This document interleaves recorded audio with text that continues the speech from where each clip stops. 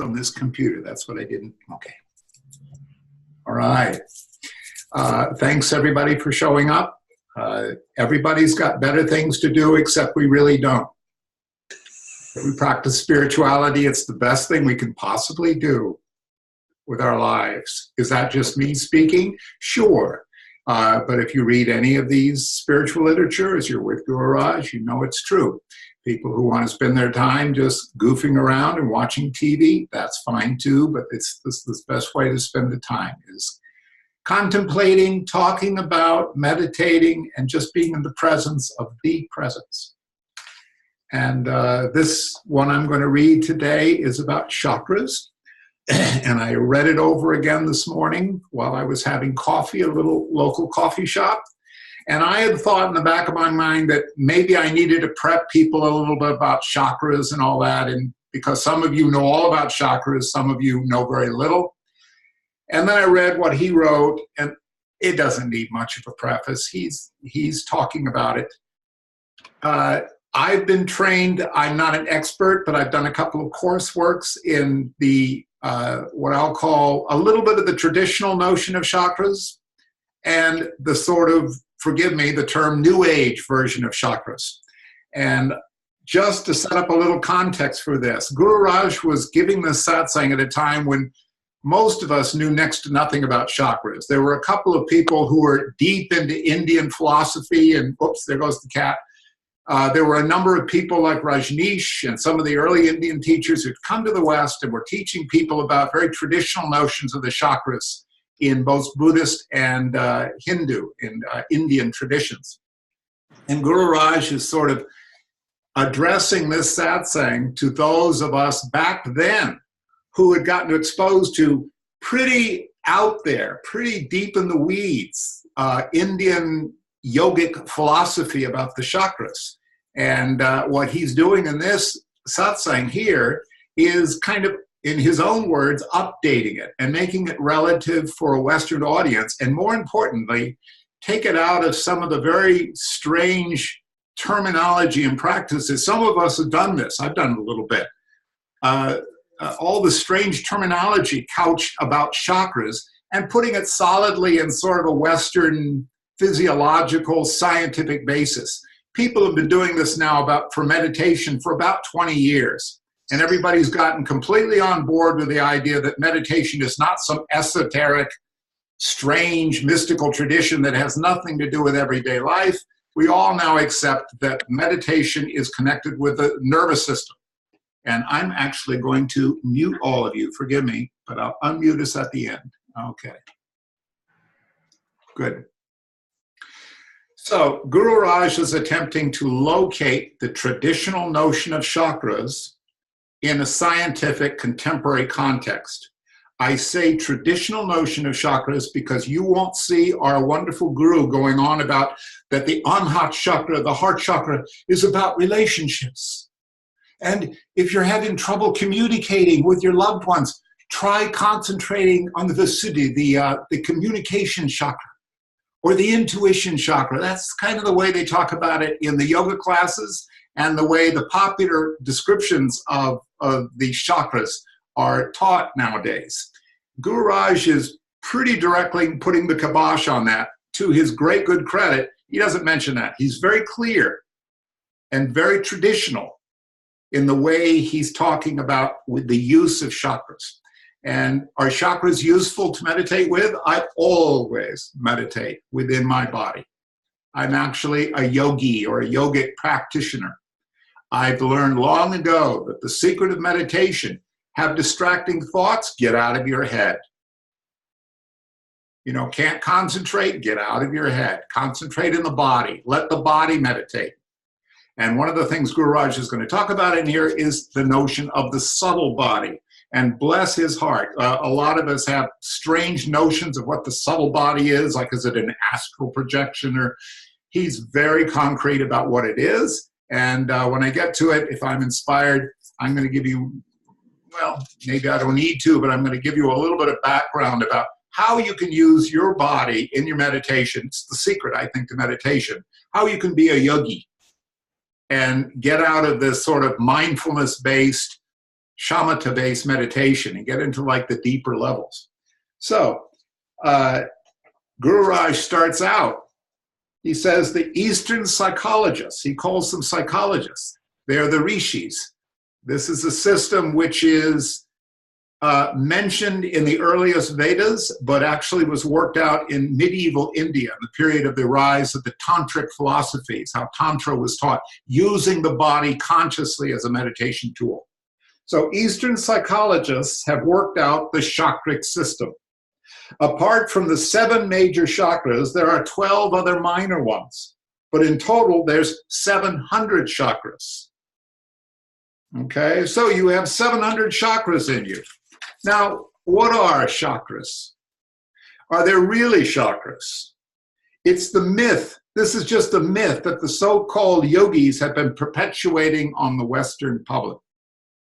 Why is he being so mean? Because basically, in AMS, we use chakric stuff all the time. You're assigned chakras as part of your practices. Why does he call that? I think what he's talking about is the practice of sort of Eastern swamis, especially back in the day, to talk about it in extremely mystical terminology, like saying you must be in the presence of a great master, and you must harness the Kundalini serpent power, which lies dormant at the base of the Muladhara, and you must concentrate, but not too hard, because you might damage yourself. You know, there was a whole bunch of stuff, there still is, around what is chakras, and you've got to be very careful about pursuing the Kundalini energy. It will damage you, and this and that. And this is, I think, what Gururaj is putting the kibosh on, is making a huge mystical thing out of it, and frankly, charging money to go to workshops and learning about chakras, which I've done.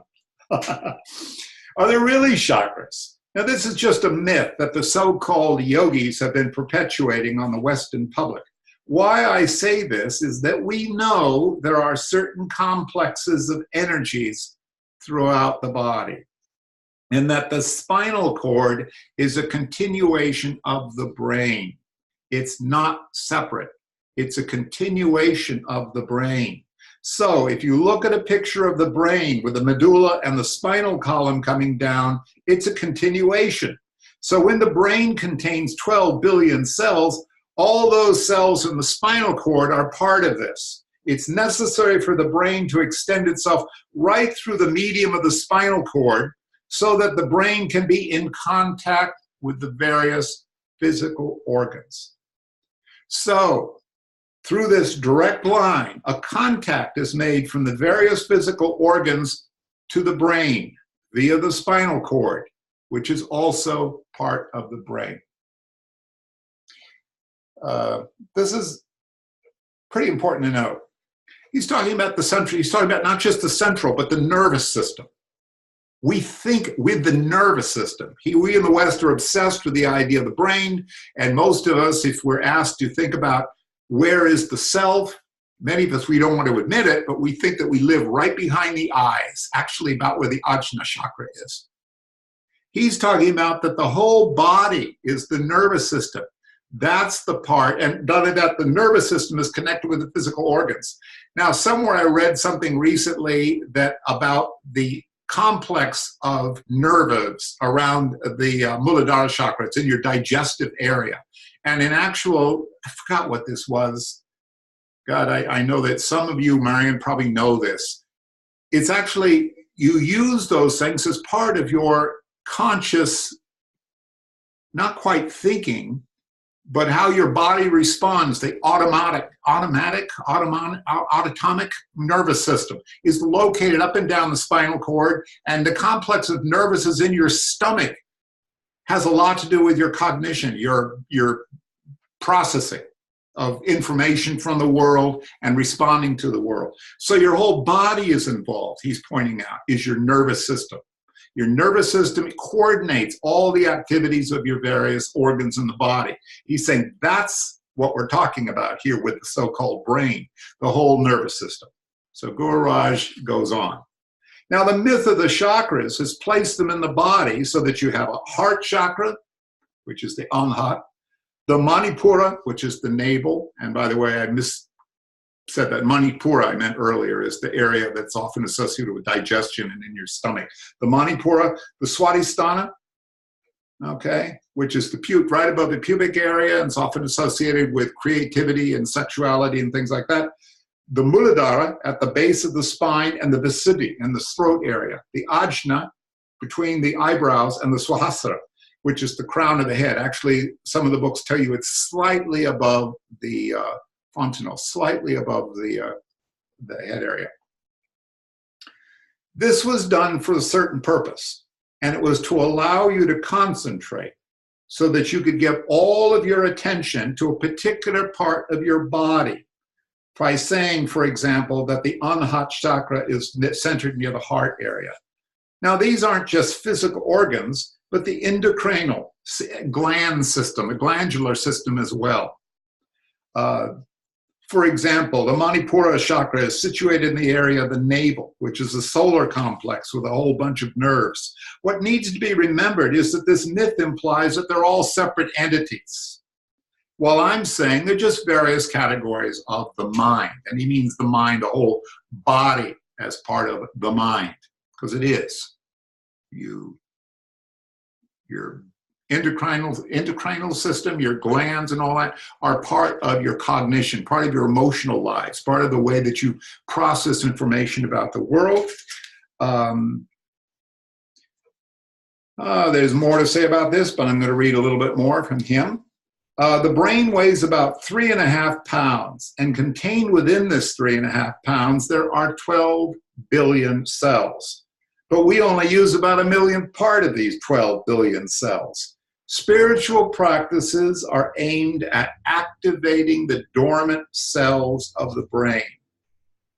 This is an interesting, I don't hear other spiritual teachers talking about it in quite this way. This is the central thesis of Gururaj, that we're actually increasing. Remember, the brain isn't just up here. The whole nervous system, we're increasing the, whatever it is, of the power of the nervous system. A yogi knows that a person's troubles are where the energy of the brain has been blocked or clogged.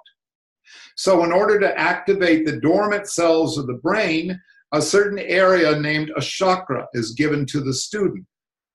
That's part of our AMS tradition. A certain area named the chakra is given to the student so that by practicing on that area, he or she can stimulate the nervous complexes associated with that.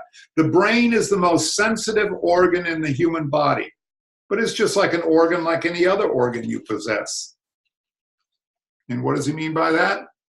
For example, my neural processing system, in fact, my whole body is addicted to caffeine. So this morning I had to go down, I ran out of beans, I had to drink my coffee.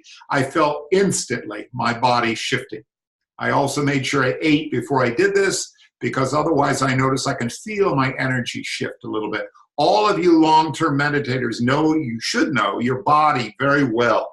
And you can feel literally moods or feelings, sensations and perceptions flowing through your body, and it's constantly the energy levels of your body. That's what we often use, call them energy levels. The moods, the feelings, these are constantly shifting, okay? Because the whole body, Gururaj is saying, is the mind.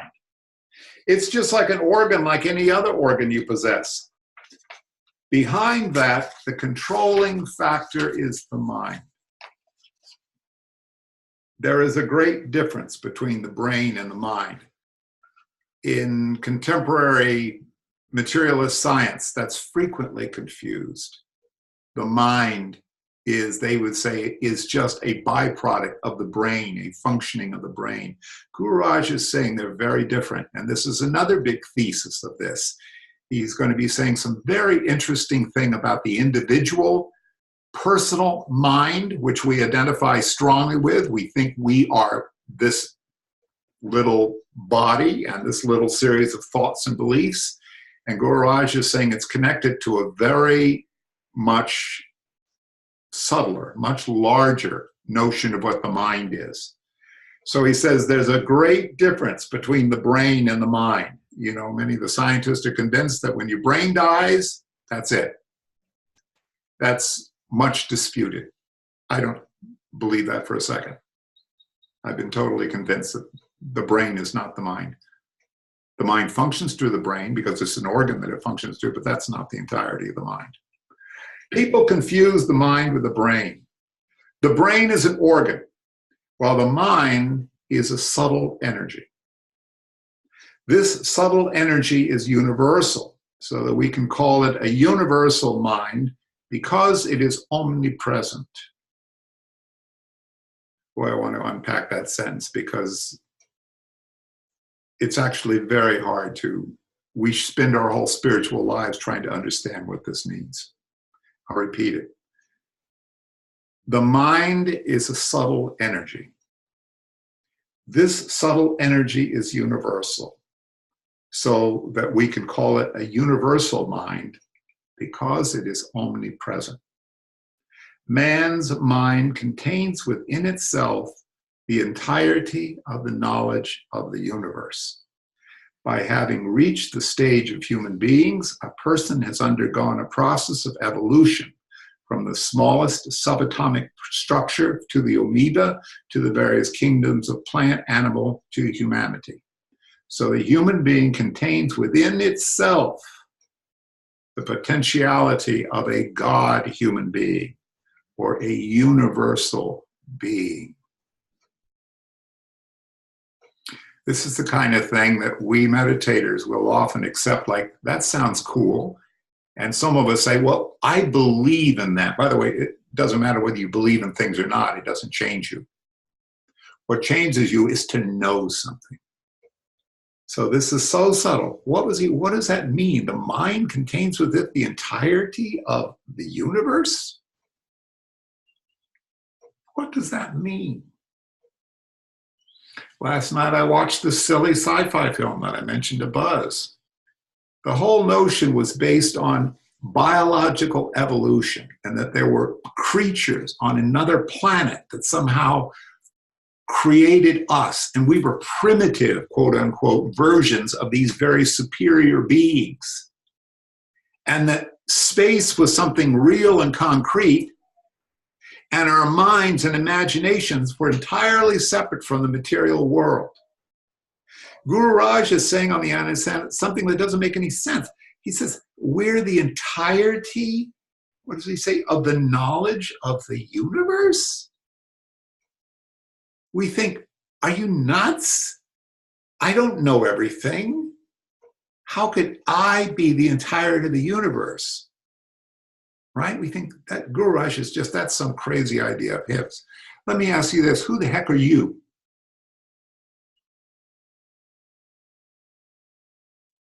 Do you think you're your little individual you? Of course you do. Are you your little universal? No, that's not what Gururaj is talking about. He's talking about your real nature's divinity. You are the whole universe. This is one little leaf that's expressing itself with a limited amount of awareness.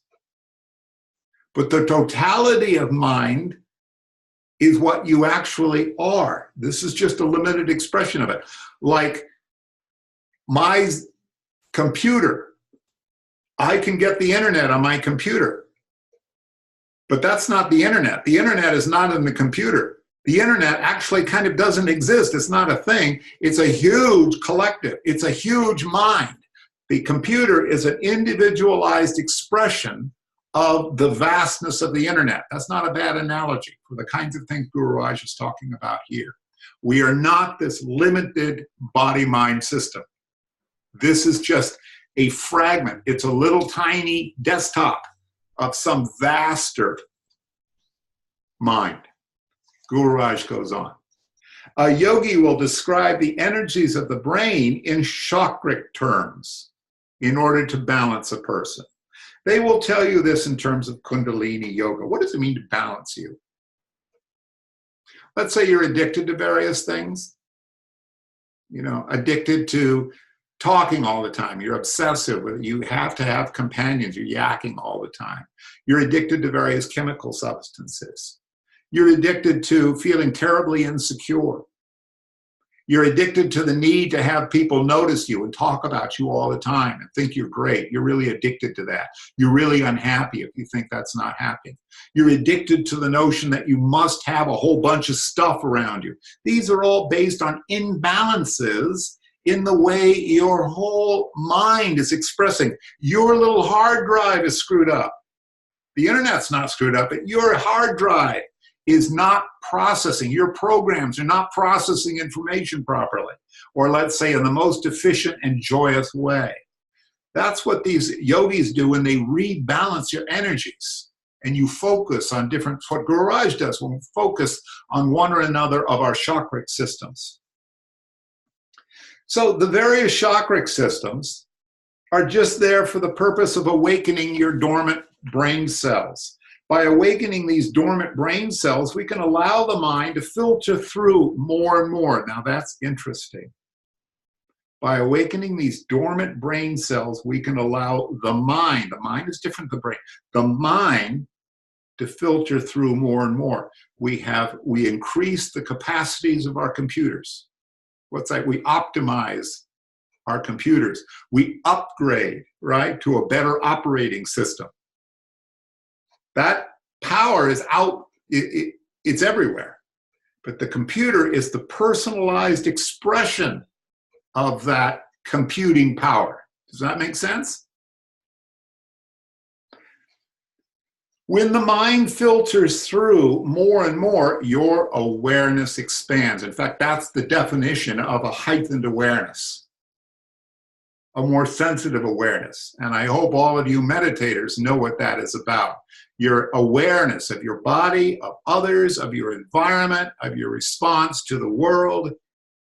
If you're a serious meditator, it is going steadily up and up and up.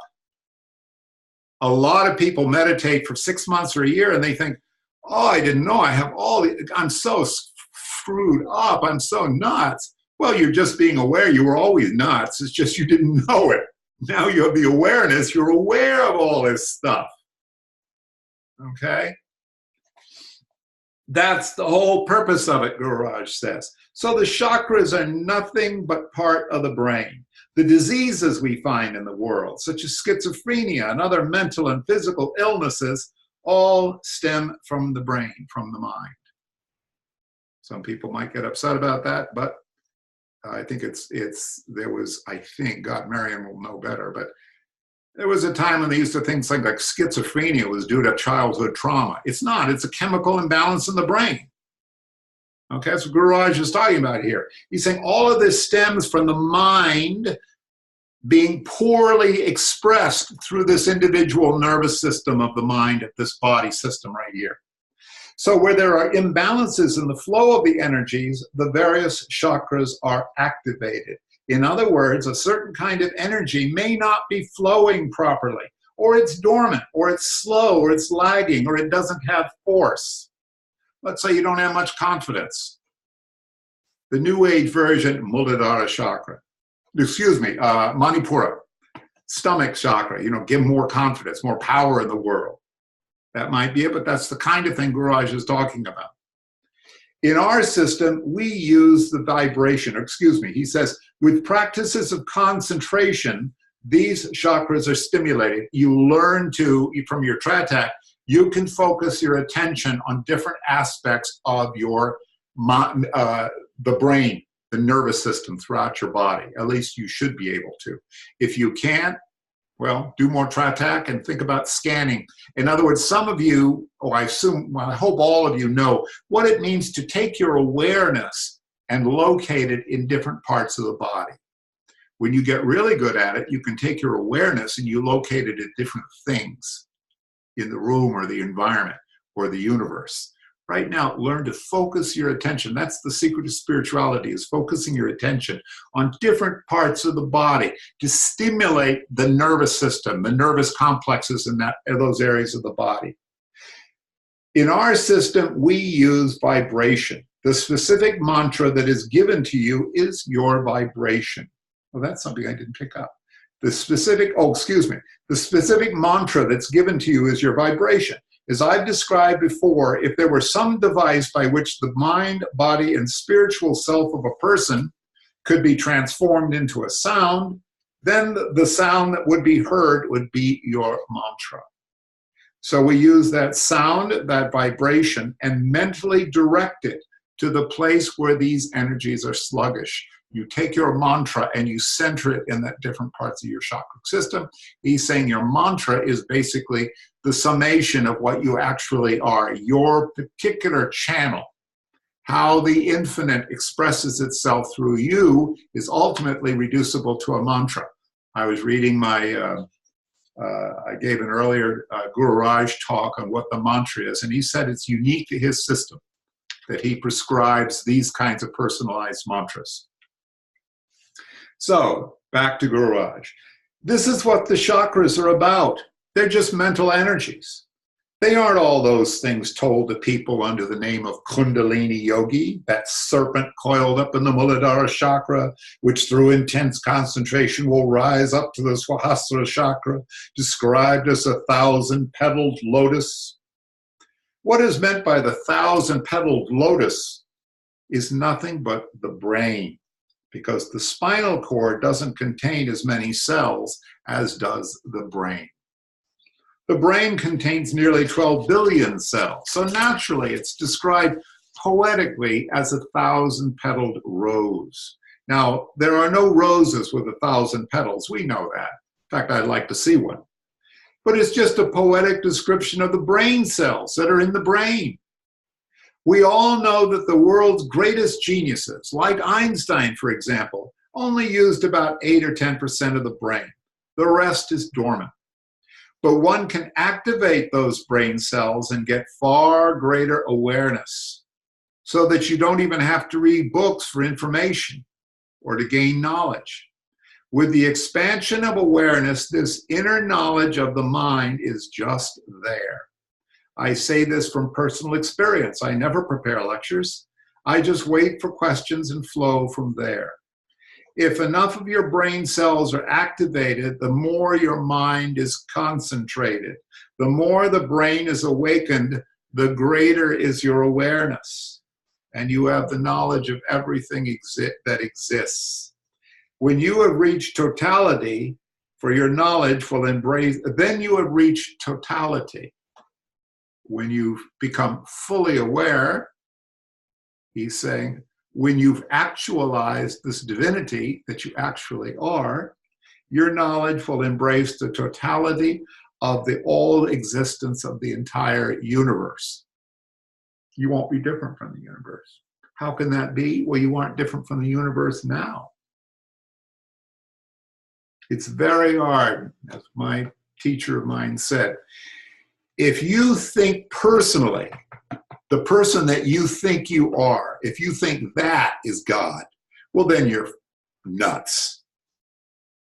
If you think God has expressed itself through this little vehicle called you and is expressing itself through everything else in experience, everything else that's happening to you, everything that you feel, everything that you perceive, everything that you know about, all these thoughts, my words that just pour out of my mouth. I don't know. I'm not planning to talk. I just talk. It happens automatically. Everything happens automatically. It's all God, brother. If you think that's what it is, you're simply just one of the flowers of divinity. You're enlightened. If you know that for a fact, everything that's happening around you is you. Or it's just divinity. Everything that happens around you is divinity. There isn't a you and a divinity that's separate. That's an illusion. Well, the mythology surrounding these chakras are for a purpose. They've made it very mystical and mysterious when it's just very plain, open, and clear, says Gururaj. The mind is as vast as the universe. It's because the mind is the universe. The mind is as vast as the universe. There's only one mind, the universal mind.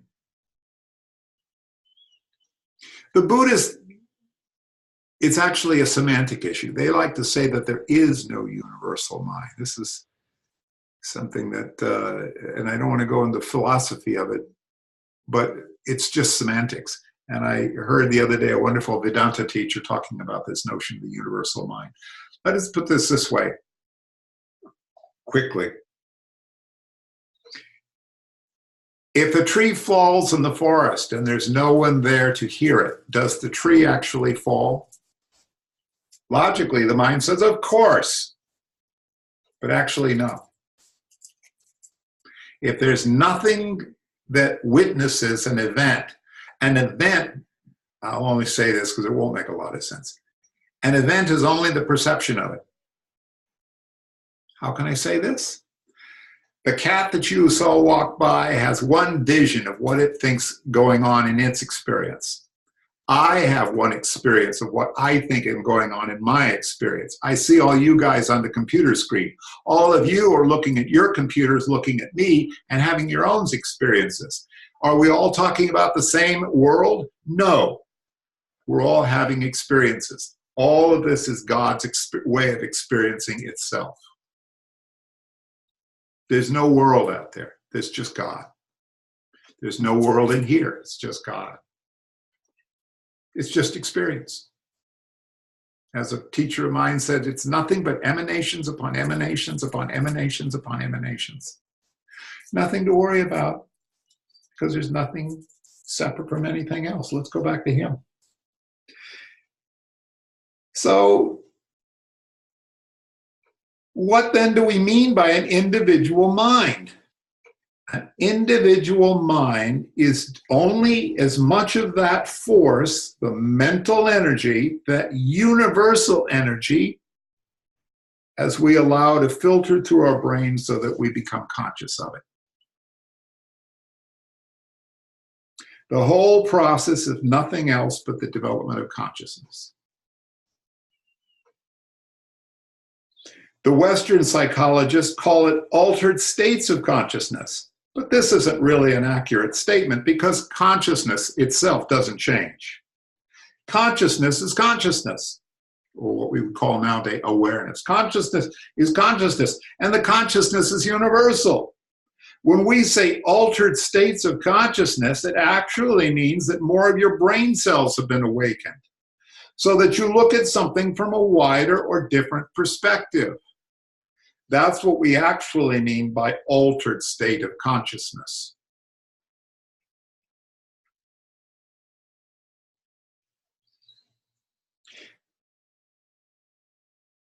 I like that. An altered state of consciousness. How can consciousness can't help but be altered? We are an altered state of consciousness. We're a set of experiences that constantly changes. That's what we are. We're always an altered state of consciousness. That's all he's saying. We want to expand the range of what we're aware of and what we're sensitive to.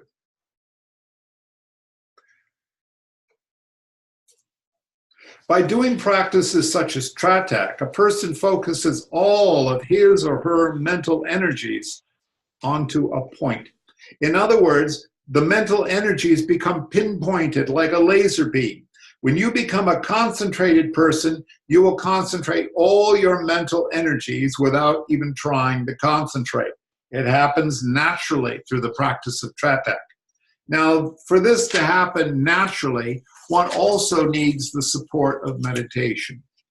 When the mind is at a calmer level, more of that consciousness can flow through, because the cells of the brain can become activated through the quietness. It requires that time of quietness for those buds to blossom, for the lotus petals to open, as the yogis would say, or as the Indian metaphysicians would say. Through meditation, a deeper level of calmness is reached. The calmness affects not only the conscious mind, but it penetrates through the subconscious layers of the mind, which are the repository of all the experiences we've accumulated through lifetimes and lifetimes. And it reaches the superconscious level, which is the universal mind. It's very important to emphasize that there's only one mind, the universal mind. And we can call this the personal God. The individual mind means your awareness, which is how much you are aware and how much you can allow those energies of the universal mind to flow through.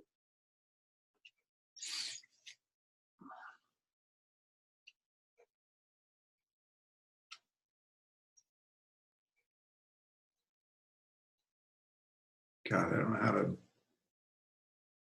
This is very important. It's very hard. We think like a science fiction movie. We can't help this. We think there was some silly science fiction movie about some woman who was given superpowers and she began to, her brain would change the world. I forgot what it was, some silliness. We keep thinking that we are an individual we. The universal mind that he's talking about is existence.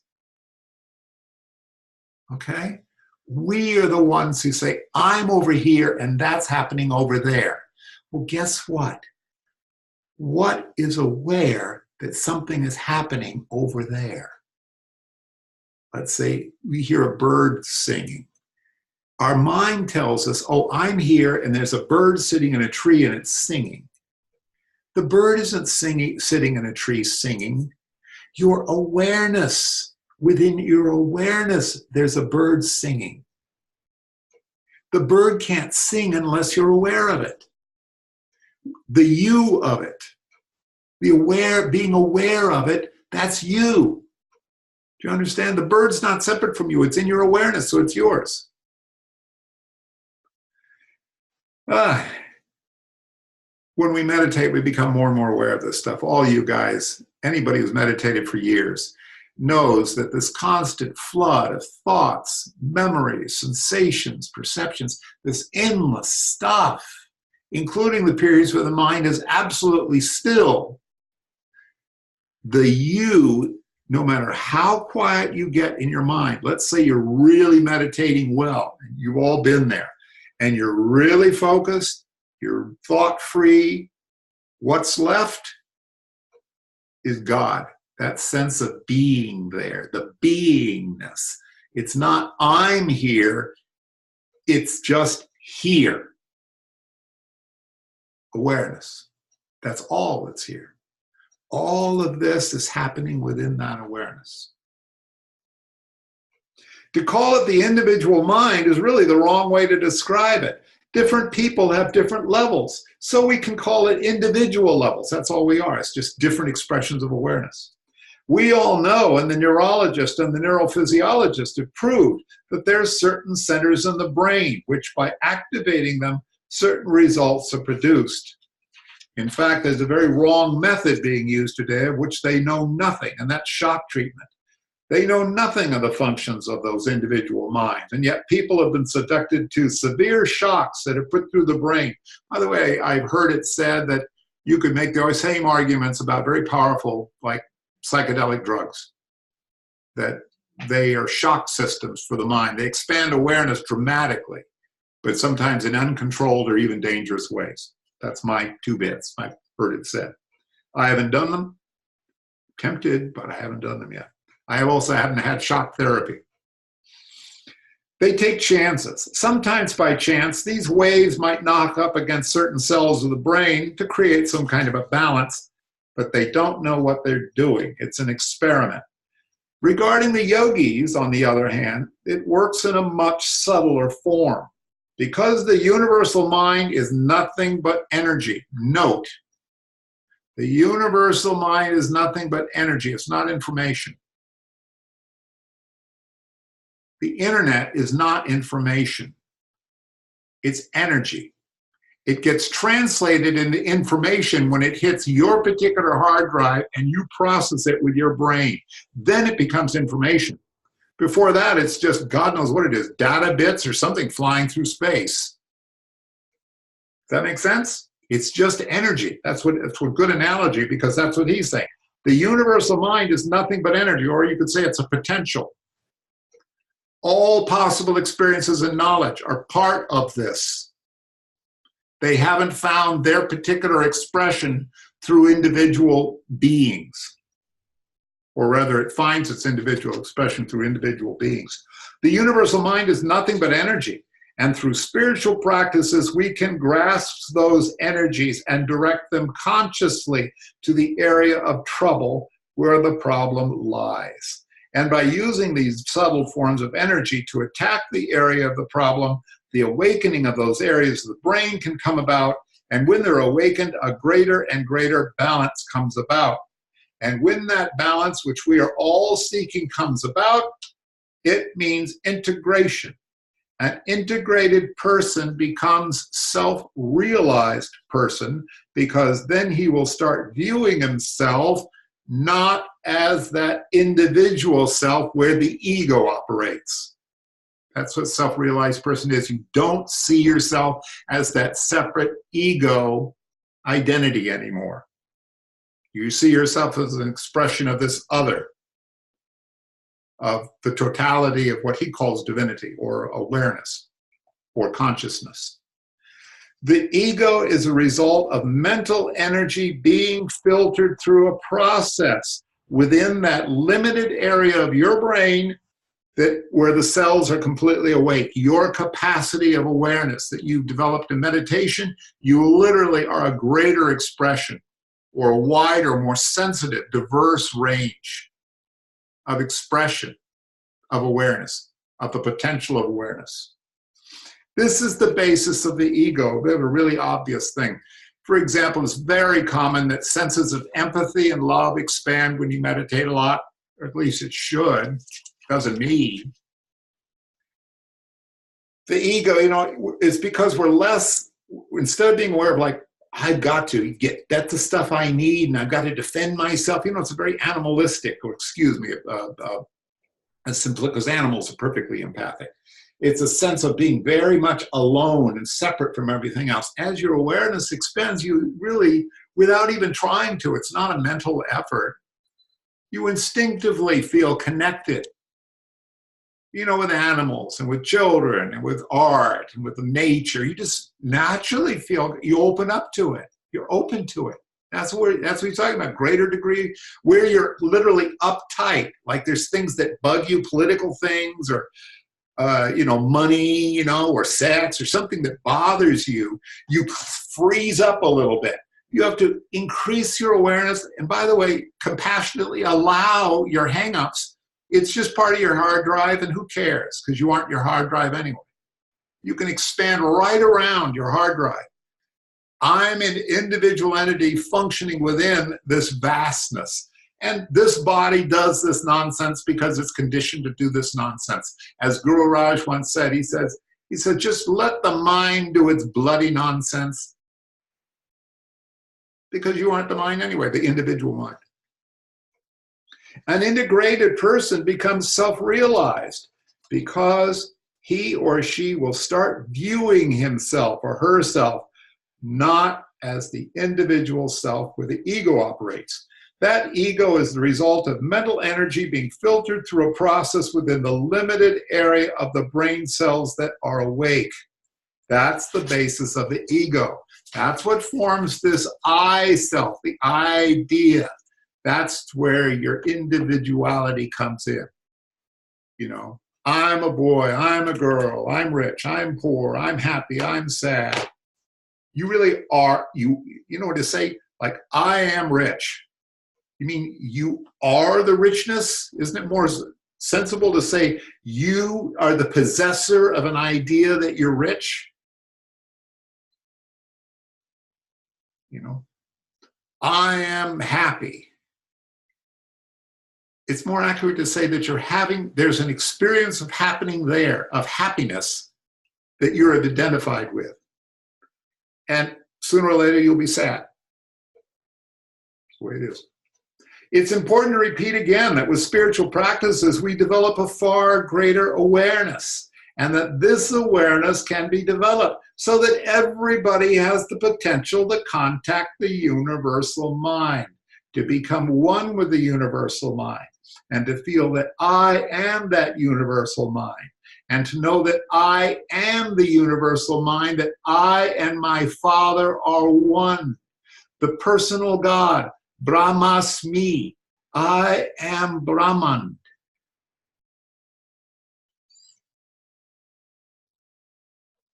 That's very, thou art that. Brahmasmi, I am Brahman. Okay. What is it? Shiva. Aham Shiva. Shiva. I am Shiva. I am. That's the personal God. I am the personal God. I am awareness expressing itself through a limited body-mind experience.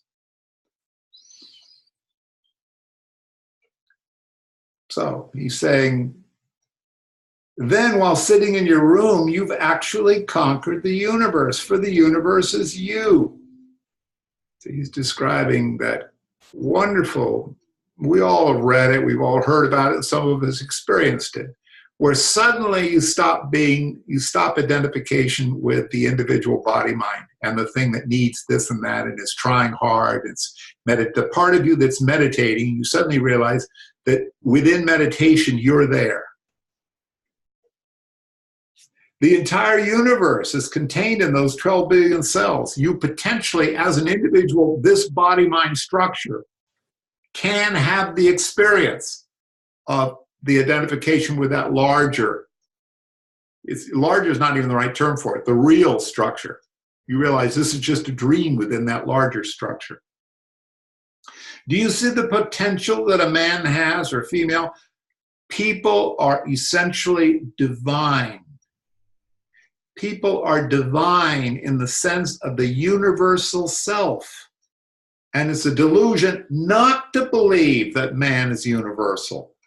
It's because of the conditioning and the patterning of the mind by the blocking off of these universal mental energies that we find ourselves as mere, poor, individual, suffering beings.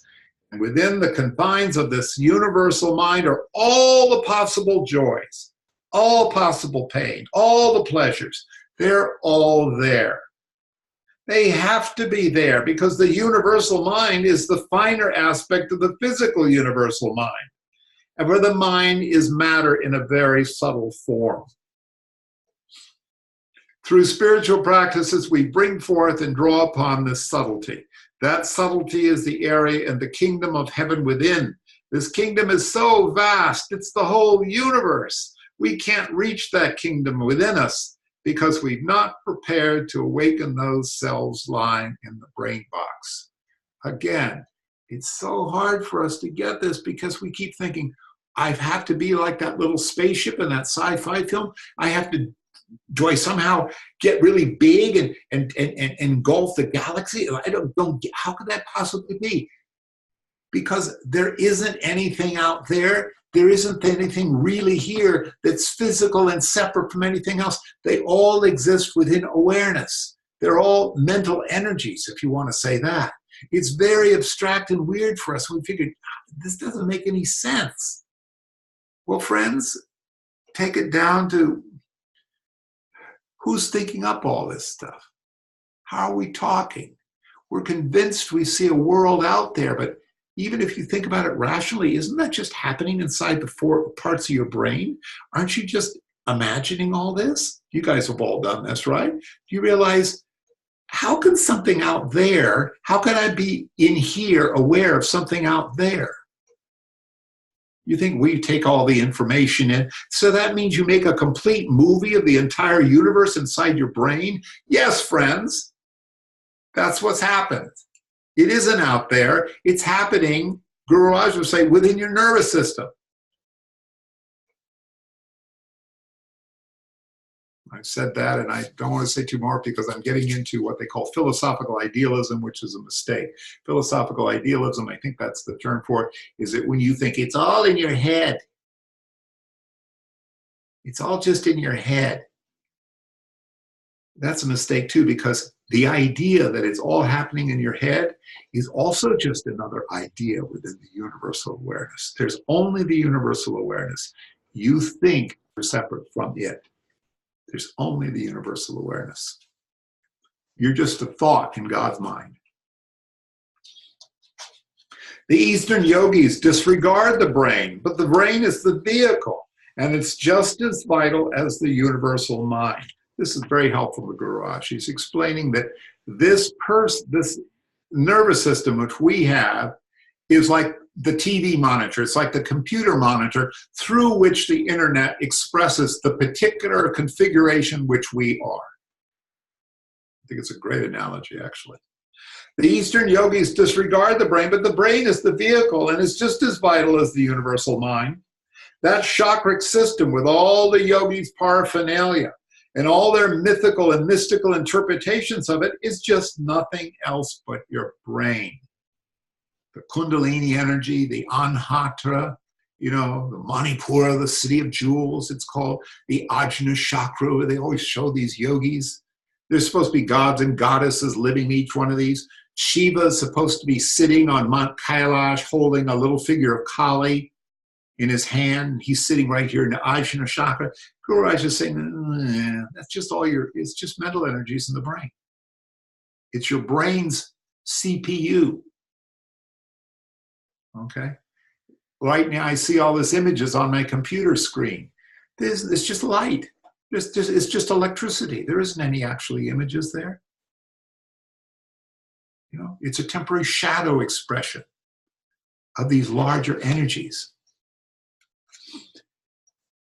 The brain is situated along the spinal column up to the 1,000-petaled rose of the brain. Now, the object of these yogis is to raise the energy to the Swahasrara, to the 1,000-petaled rose. This is the Kundalini system, where supposedly you raise the consciousness level up through the various chakras, and each time you have a wider and wider experience of reality or of awareness. It means only that you've now opened up and brought to awareness or awakened the dormant cells of your brain.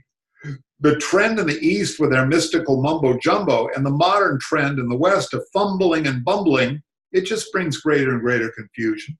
What we're trying to do is to bring all that complexity into a simplicity so that everyone can understand that spiritual practices are directed to awaken the mind. Actually, I would correct that, Gururaj. I think what you're saying is to awaken the brain so that more of the mind flows through your brain.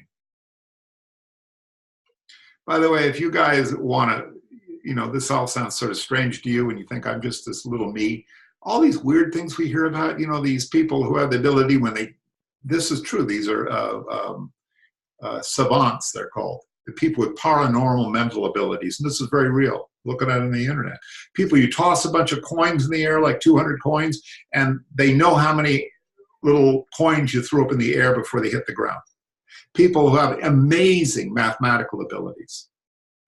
I know people, for example, who can draw. They glance at something, they can turn away and they draw it absolutely perfectly without looking at it again. We think that's amazing. Tell you the truth, walking from here to the kitchen is a freaking miracle. How does that happen? We're talking about this great awareness, the universal mind expressing itself through doing all of this stuff. What we're trying to do is to bring all the complexity into a simplicity so that everybody can understand that spiritual practices are directed to awaken the mind. The potential is there, but it's unused and unawakened. On the question of the nadis, they're nothing but nerve complexes. This is because the person asked the question, there's prana, there's bindu, there's nadi. Do I need to have time to explain it? Well, it's 6 o'clock. He'll talk about prana. The nadi are supposedly the channels, okay, along which the prana filters through the subtle body. And he's going to talk about the subtle body in a way which I think is very, very helpful to understand what the subtle body is. They're nothing, these nadis, they're nothing but nerve complexes. They're just the nervous system. Just as the physical body has its grosser nervous system, the subtle body has its own nervous system. The nervous system of this subtle or mental body has its own nerve complexes. There are over 700 of these nadis or nerve complexes. I think acupuncture is based on these nadis, and they have 700 meridian points. So spiritual practices activate and create a smoother flow of energy in the nadis, in the subtle nervous system. By creating a smoother flow in the subtle nervous system, it will have its grosser reflection or counterpart in the organic system. So when the subtle nervous system is activated into a smoother flow, the outer nervous system also benefits from it. it also gets enlivened and awakened. In other words, your mind expresses itself through the body. You want something without thinking about it much, you stand up and you walk over, you pick something up. How does that happen? The subtle body is your mind expressing itself through the body. I repeat, the subtle body is your mind expressing itself through the body. You get really frightened or nervous, your body starts shaking. Okay? You get hyper, your body gets tense. You relax, your body spreads out and gets smooth. All right? A lot of us, the body and the mind aren't separate. The body is part of your nervous system, the way you feel and experience. Remember, the mind functions this way. We have thoughts, 1. We have emotions, 2. We have sensations, feel things in our body. We have perceptions. We see things, we hear things, we smell things, we taste things. Those are perceptions. And finally, we have sensations, okay, which are different kind of feeling states in the body. We have feelings. I think I got them all. I hope I got them all. All right. Those are the ways we process information. They are the ways the subtle body operates. You can say they're mental operations, but you can't separate them. You can't separate feeling something. It happens in the mind, but it's also happening in your body. They're not any different. How can I say that? What happens when your mind, your subtle body, departs from your physical body, turns into a bunch of lump of junk, and it quickly disintegrates? It's perfectly obvious when you're dead that you aren't there anymore, because you're your subtle body. You're subtle. The same thing as saying you're the subtle body. That's what's alive in you. This is just junk. Actually, it's just matter and energy. It's just colored light. The subtle body is everything. That is your body.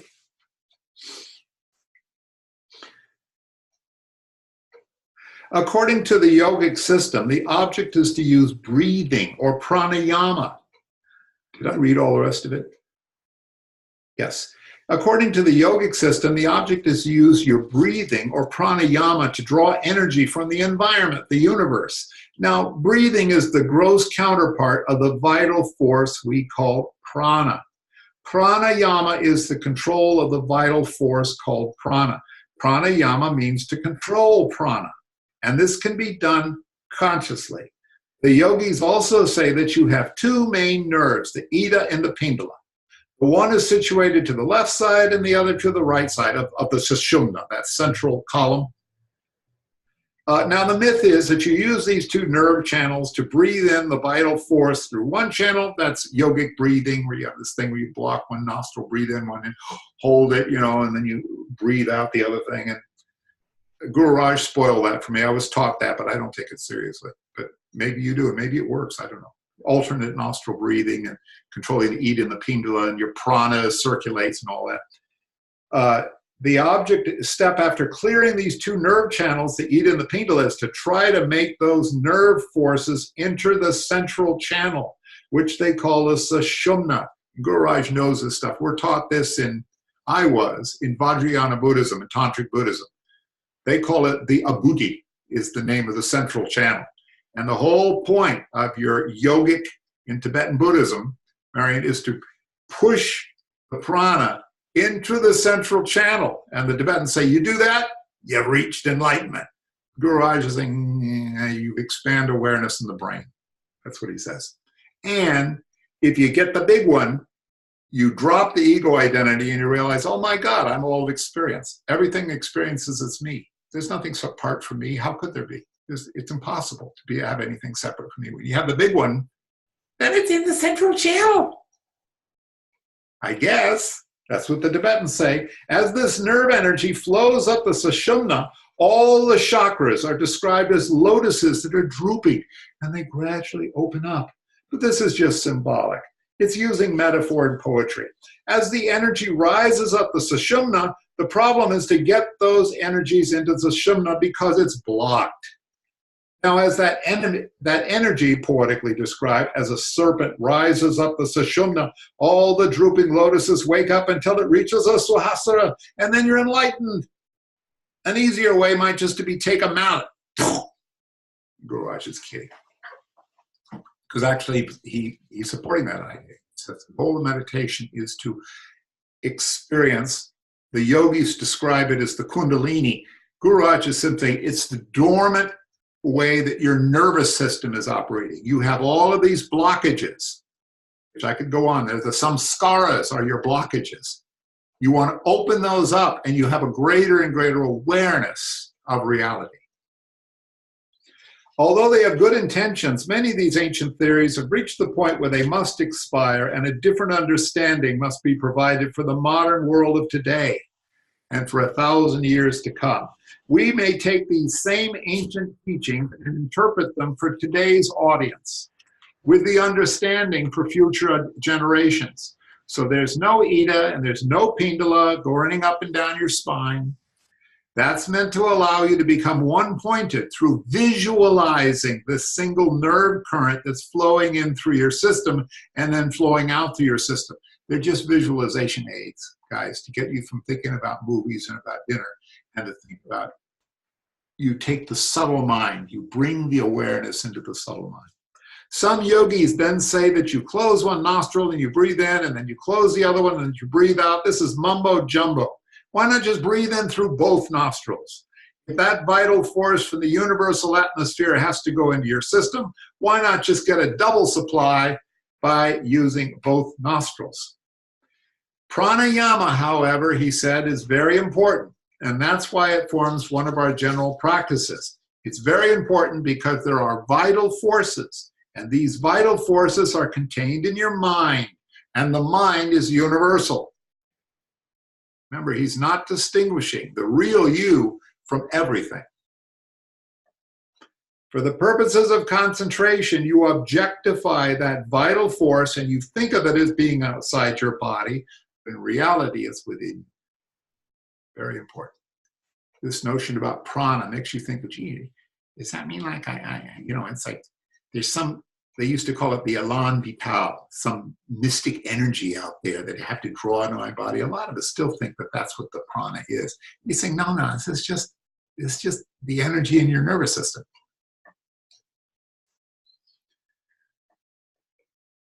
For the purposes of concentration, you objectify that vital force and you think of it as being outside your body, but in reality, it's inside of you. Those mental energies are inside you. The whole universe is inside you. That sense of individuation is a great illusion, which we have to get rid of by developing a far greater awareness.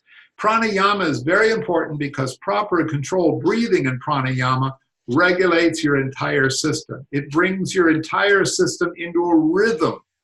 And all rhythms are meant to be harmonious. Rhythm means harmony. When the body is in harmony through breathing, you develop a sense of well-being. It's not only a sense of well-being, but you are being well. Okay? By bringing this rhythm into your particular system, you're becoming more and more attuned to the universal rhythm, which is the same, 4-16-8. If you can stand outside this universe, which would be impossible because you are the universe, and watch the universe pulsating, it will be pulsating all the time in the same rhythm, 4-16-8. I've come across that particular rhythm in many of the literature, 4-16-8. It's an old Vedic. It's a very Indian thing. There are other pranayama practices that are made for specific purposes, for specific imbalances in a person, and they are prescribed whenever needed, and it's my department to prescribe these for you. I'm going to confess that I no longer use the 4-16-8 pranayama practice. I use breathing constantly in my meditation. I don't know about you guys. In my case, it's largely unconscious, meaning I'm not training myself to breathe a particular way. And you will notice by holding your breath in different parts of the body is an instinctive yogic practice. It directs the pranas. What are pranas? I feel them as clear as day, and I feel them outside myself and inside myself. What are they? I don't know. You can call them energies. I don't know. And they certainly are not oxygen. Years ago, I thought they were oxygen. It has nothing to do with oxygen. It has to do with energy. And if you're a meditator and you will find yourself, I would love to do a talk on this, how to use your breath, because a lot of times in meditation, we're barely breathing. All of us who've been meditating for years, you go through periods where you barely breathe. And you're actually, without trying to, you're holding your breath in different parts of your body, your chakras system. That's a little mystical, but that's the way it is. Pranayama contains this vital force which is within you, for everything is within you. That's why we say, first seek ye the kingdom of heaven within, and all else will be provided unto thee. We can achieve this very simply. We can take the mysticism away from these theories and view them to a great extent logically. And when we see things happening within us, we see a transformation. Trans means across. So we go across the present and limited of formation, the limited patternings of your mind. We go across. Then we know what transformation is about. This is important. Every personality, no matter where you are, can be transformed. Transformation means developing a far greater awareness. And what brings about this greater awareness? You become aware of divinity. That's very good. Becoming aware of divinity is the gift you get. That is grace, what we normally call the grace of God. You yourself cannot get it, the limited you. You've got to prepare yourself to get it by your spiritual practices, and then the grace descends upon you. This is a great secret of spirituality. You're not doing it. You're trying really hard. That doesn't happen. What you do when you try hard, you will have very temporary experiences. You can have a mystical experience, or you can feel dejected. That's not what he's talking about. He's talking about expansion of awareness, becoming the divine becomes more and more manifested in you. Often the divine can become manifested in you, and you aren't fully aware of it. You aren't even know that that divinity is expressing itself to a greater extent. You're not even aware that you're more aware. Gururaj talks about this in other cases. Your sensitivity will increase, or if you to a vast extent. That's grace, what we might normally call the grace of God. You yourself can't get it. You've got to prepare yourself to get it by your spiritual practices, and the grace just happens. Just as the sun and the air has to prepare, the sun with its heat evaporates water so the water can come down as rain to benefit the man and the beast and the plants. In the same way, when you prepare yourself by opening up the dormant cells of your brain, when it becomes more fully activated, greater and greater things will dawn. If you study the life stories of the great inventors of the world, like Edison or Einstein, you'll find that the greatest inventions are never brought about by thought. These great people never thought out these theories beforehand. They thought and they applied various formulas, but all that thinking was nothing but a preparation for the awakening of those cells in the brain. Then in a quiet moment while they're doing something else, up pops the idea. This is it. What was happening that without knowing it, they had entered a state of meditation. This is what actually happened. The mind was unplugged by all that thinking. And then in a quiet split second, the idea just pops. You'll find this has happened in every worthwhile invention or discovery. Why wait for the chance that it may pop up someday? You can prepare for it, and then it will keep on popping. It's like the cartoon where the person gets the idea and it's illustrated by the shining light bulb. You'll find this happens with every worthwhile or invention or discovery in the world. Now, why wait for the chances for it to pop someday?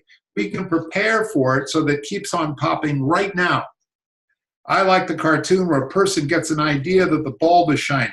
It's beautiful. The man that thought of that is a genius.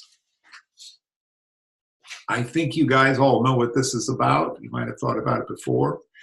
I was going to tell you a specific incident. In my case was getting a certain kind of light fixture for my little art studio. And my brain, I treat my brain like I treat my computer. I just ask it a question and see what happens. asked a question and it had this elaborate solution of running a wire around the top of it. I was meditating and suddenly, suddenly it just occurred to me, oh, it was a very simple way of doing it. A very simple way. Oh, and I always say, thank you. Okay. He's talking about Einstein and everything else like that. There's efforting where we direct a lot of mental effort and worry and fuss over things, and there can be a certain value in that. Your brain can be helpful in figuring something out. But genuinely original ideas or insights happen, as Gururaj is saying, seemingly in a state of mild relaxation and disassociation, almost drifting, kind of your attention not really directly focused on it. It's almost like seeing something out of the corner of your eye and suddenly it just occurs to you. Now, what he goes on next is very interesting because he's talking about, I hope you're going to come back, Buzz, the right and the left sides of the brain. So while we may listen to these tantric teachers, to these exponents of Kundalini Yogi who talk about these various nadis and the practices that are given to activate them, but in essence, it's nothing but the functioning of your own brain and how to activate that brain. It's only the tangible tool you have. The mind is abstract. Like I was saying, the internet is abstract. But this little organ called the brain is concrete and tangible. By using of the forces of the brain itself, one can activate greater and greater portions of it. The brain has its left hemisphere and its right hemisphere. On the spiritual path to find greater awareness, we must awaken both hemispheres of the brain. Then with logic and analysis and verbalization, you're using the left hemisphere. But there's a beautiful connection with the right hemisphere of the brain, which is the intuitive part. Through meditation and other spiritual practices, what you're doing is calming the analytical thinking of mind, the left hemisphere, so that you give up chance for the right hemisphere to function. And the right hemisphere of the brain has all the intuitive qualities. I'd like to tell the cartoonists that when they show that light bulb for the idea, they should draw it on the right side and not on the left, because that's where it's come from. All these ideas come from the right side. At the time Gururaj was giving the satsang, there had been somebody who published a book and they were convinced that two sides of the brain, intuitive and logical analytical side of the brain, I think that they now have decided that the functions are more ambiguous. They're distributed throughout the whole brain. And I need not go on to what an astonishing thing the brain is, that it is your computer through which the mind creates all experience. The mind being that thing that we operate within. The brain is just the CPU for the mind. When I speak to you, for example, my left hemisphere is dead. All that intuitive ability that you draw upon from the universal mind comes through the right hemisphere and portrays itself through the left hemisphere. What happens in meditation is that you quiet the analytical, logical, verbalizing section of the brain, and you cause a greater electrical impulse to flow through the synapses in the left hemisphere. Those neurons take the leap and start firing, so that the intuitive quality and the knowingness within you can be brought out in a logical, tangible form. This, I think, is an interesting idea, as they say. The intuitive side of us is more directly in contact with universal mind. Sometimes we get an insight, but we have to use the logical, analytical portion of ourselves to formulate it, to put it into language, to structure it, and to make it concrete. Very interesting. Right? You might not be able to understand what really happened when you bring out that logical, tangible form, but it's not even necessary to understand it. For example, you might invite me to dinner and you make a beautiful soup. Now, I might ask you what ingredients you have in that soup, but I don't really want to know how you made the soup and what you cut up and what spices you put into it. I just want to enjoy the soup. So to analyze that soup to figure out why it tastes so wonderful is not going to help me in the least. I've heard stories where there's a famous story was the guy who invented the carbon. Is that the right thing? I think it's the carbon molecule. I hope I got the right thing. I think carbon is the molecule. Anyway, no, it's carbon. Oh God, what was it? Some kind of a simple shape that represented a way all these atoms connected up to make a molecule. And this particular scientist had a dream of a snake holding its tail. And he woke up and said, "That's it!" He realized it was a circular series of atoms that joined up to form this particular molecule. It was the way the intuitive connected with this universal kind of intelligence, of which we're an individual expression of. And then the left-hand side, the analytical side, picked it and made it into something concrete and schematic. Why do I have to know how many carrots or peas went into this soup? Just enjoy it. And when you enjoy life, it's enjoyable for essentially your joy. Why not make use of it? And why be fish outside the ocean and be thirsty when all the water is here? There's a little story from Ramakrishna, which many of you might have read or heard. There was once this whole lot of botanists. They went into this garden, a mango orchard. And some of them started counting the leaves and how many veins were in the leaves and how many branches and how many roots and all this. But there was this one fellow among them who just plucked this mango and he went and sat in a corner and he began to eat the mango. Why do you bother counting all the leaves in the forest? Gururaj doesn't mention it, but I could say right here is, I'm struggling to find words for this stuff that Gururaj is expressing very well about the universal mind, the personal mind. You know, you're making a system out of it. You're making a philosophy out of it. Gururaj's is a very good version of it. And I've read other ways of describing this, what's going on. I've heard the Buddhists talk about it, various forms of the Indians talk about it, even, mainly just Indian, the Buddhist, and Gururaj. Basically, Gururaj is saying, this gives you a little help in understanding why the whole point of us is to get some faith so we do our spiritual practices, all of them, and we understand what's going on here. How do I get out of this belief that it's only little old me? And I get into, I'm actually an expression of something wonderful. All of life is expressing itself through me. Isn't that wonderful? How do I get to that awareness? So there's the universal mind. And the only way this universal mind can be brought to the fore is by activating the brain cells. And they bring a greater coordination between the left hemisphere and the right hemisphere. And by doing that, the extension of the brain gets activated with the energy, that vital force, that prana. So the energy can flow to all the parts of your body and become alive and awake. These meditations can also take the form of a kind of worship. You can do this not only by analyzing, but by prayer.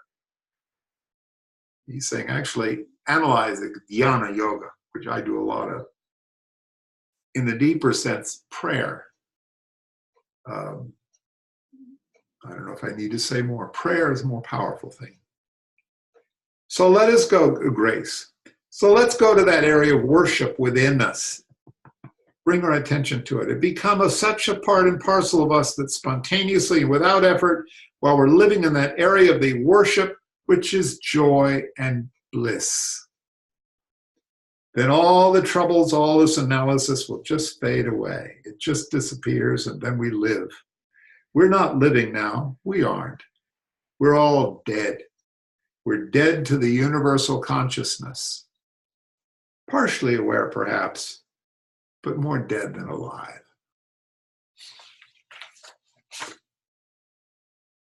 We're approaching Easter. That to me is the deeper meaning of what Easter is. Christ died to the falsity, to the illusion that he was an individual being. And he arose the fact that he was divine. He can't die. It's impossible to die. How could he be? Because he's all of existence. He's just an expression of existence. Christ is nailed and died. When they say he resurrected bodily, I think that's a misunderstanding. What he rose to was divinity. He came back as divinity. He got aware of the resurrection of the spirit is, you can't die. How could you? That's like saying when you go to sleep and your brain begins dreaming and then you wake up to a new day, you're under the illusion it's the same you. It's not. It's completely different you. Every time your thoughts change, you constantly are changing. The only thing that stays constant in you is divinity, the fact that experience keeps happening. I mean, that's what the Easter is about. It's the endless Easter bunny of awareness and existence, the endless Easter bunny. So that was quite a satsang. We went to an hour and a half. Let me unmute everybody. It's a big satsang. And I tried very hard to express, but it's very hard talking about this stuff. Really hard. Really hard. Any comments? That was great. Well, thank you. Thank you. But Gururaj, I always think he's a lightweight. I do. I doubt him. Still doubt him. Always have. I'm the doubting Thomas. I'm the one who, when Christ, you remember, came back. Remember, everybody said, he's dead, you know, and then they were having a dinner together and he showed up and they said, oh my God, are you a ghost? And he said, no, I'm not a ghost. He said, well, what are you doing here? And that's when Doubting Thomas came and he says, you're dead, aren't you? And he wanted to stick his finger. I'm Doubting Thomas. I'm the one who said, you're dead, aren't you? And he said, no, I'm not dead. I'm completely alive. Never died. You can't die. Can't die. Anybody else?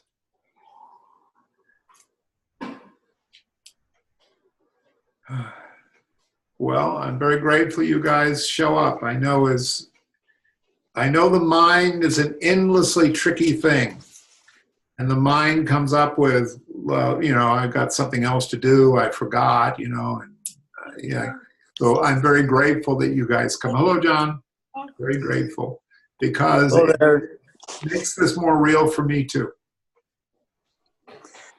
Are we done? All right. I just wanted to say how much I enjoyed that, Jeff. Oh, thank you.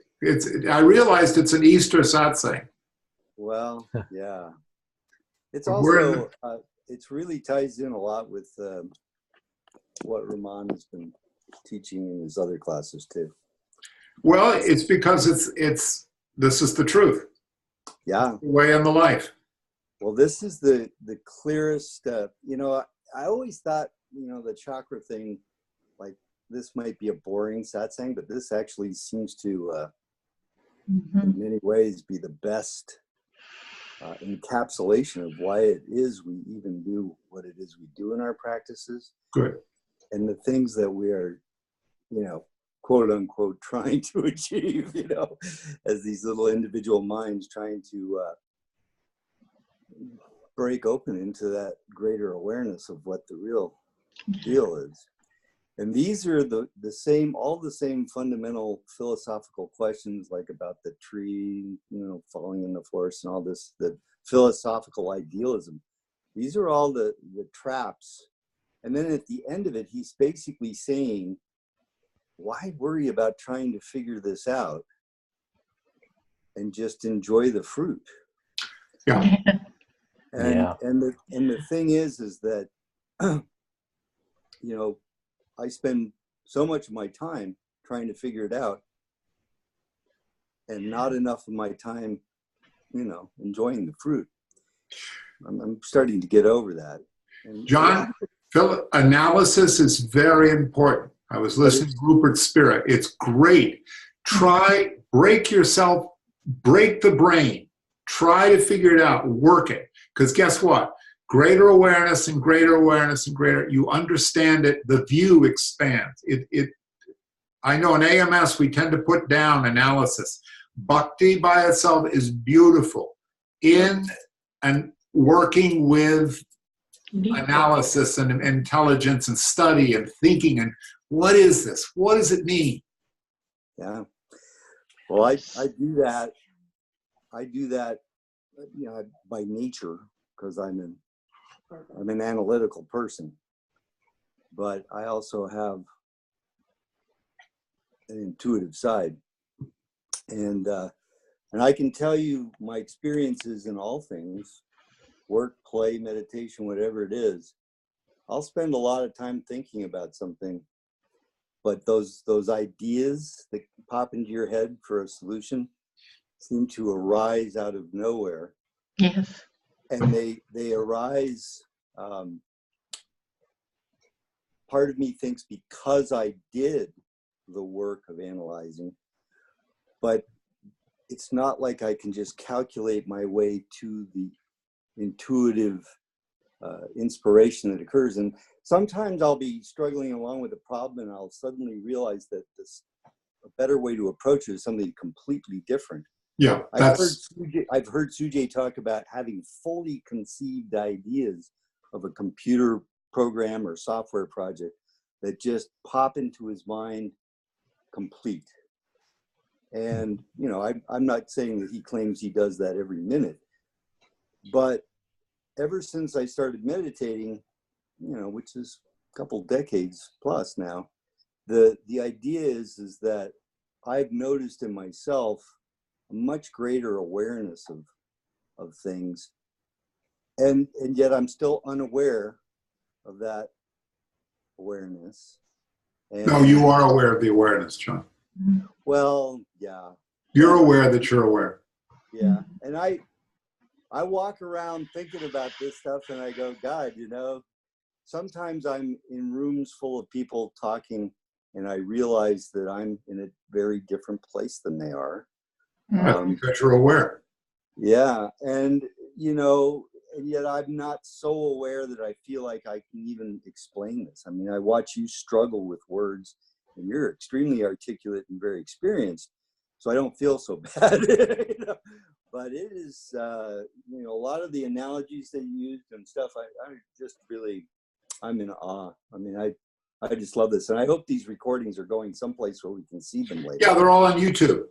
Oh, cool, they are. Great. Yeah, I'm gonna tell you guys, do a search in YouTube, write Jeffrey Carr, and then you write Gururaj, or Gururaj Ananda Yogi, and you'll get about 6 or 8 satsangs. Oh, wow. Wonderful. Thank you. Wonderful. And go ahead, Beth. Maybe, I don't know whether I missed it or not, but I thought you said you were going to talk a little bit about meditating in your body. I can't, if you guys aren't doing that yet, do it right now. Well, you were talking with the show, you were talking about applying what we did in the satsang. I thought something you were going to talk about. No, did I get something wrong? No, I said that, and I touched on it a little bit while we did the satsang. The secret of meditating is to use your subtle body.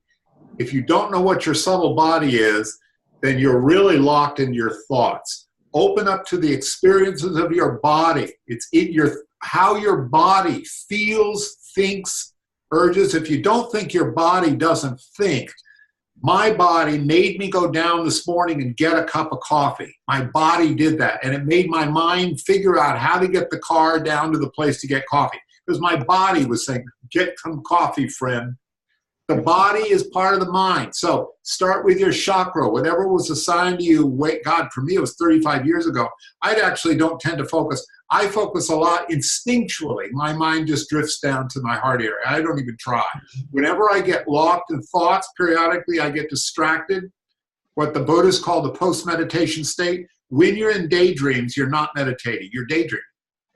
I bring it back in cessation of my heart. I also very easily don't experience just my body. I experience a big space, and I just sit there in that space. You guys do this now, and I'm telling you, when you do that, I know you're doing it now, otherwise you wouldn't still be meditating. It's A-okay to do that. Your thoughts are worthless. They're just like TV channels. You know what it's like? I watch, oh God, I won't do something stupid on the internet. They're just stuff, just your thoughts. The body is you becoming, I'm saying too much here. All the samskaras, all the associated content, all of that stuff is lodged in your nervous system through your subtle body.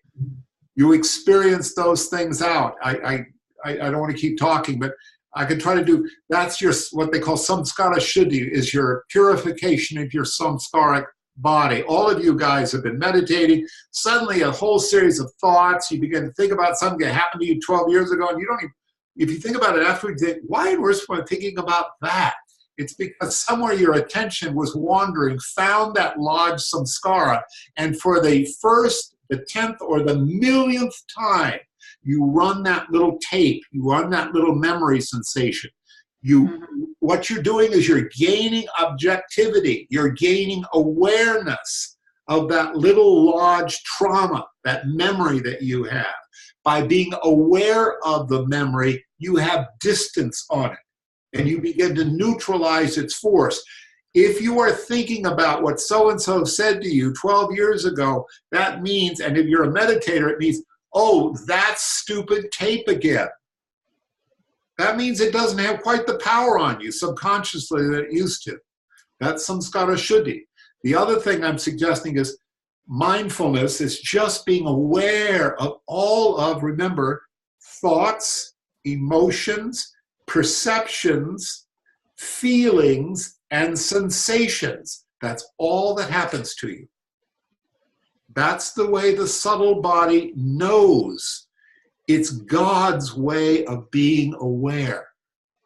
God is doing it, is making you have these little thoughts, your emotions, your feelings, your perceptions, and your sensations.